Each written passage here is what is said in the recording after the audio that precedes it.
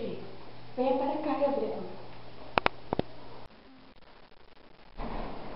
Olá pessoal, estou aqui para ensinar vocês a fazer smoothies, bebidas refrescantes, saudáveis e saborosas, feitas com produtos naturais, ricos em vitaminas e minerais. O que você precisa para fazer essa bebida? Bom, vamos fazer smoothies de abacaxi e morango, porque não tinha morango no suco. O primeiro passo é colocarmos 2 polpas de fruta de morango dentro do liquidificador. Depois, uma polpa de fruta de abacaxi no liquidificador, juntamente com uma tigela de gelo. Vamos colocar primeiro o gelo no liquidificador.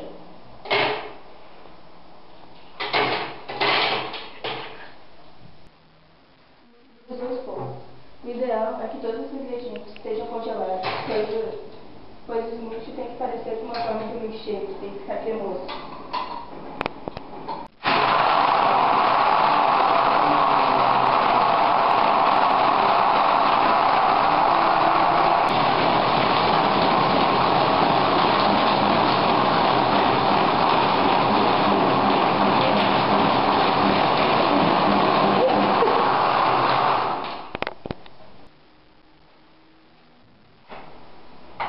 A mania dos smoothies começou na década de 60, na Califórnia, chegando ao Brasil há mais ou menos uns 2 anos atrás, no Recife.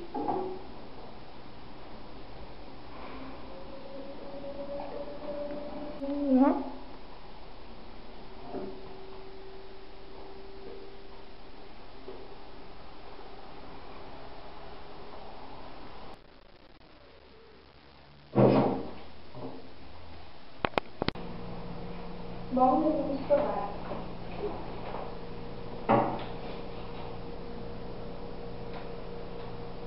Então, o que achou?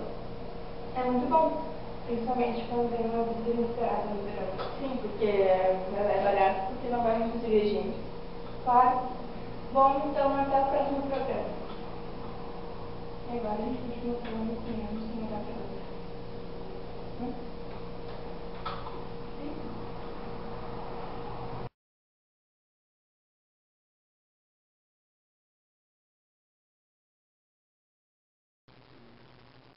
Olá, telespectadores. Estamos aqui.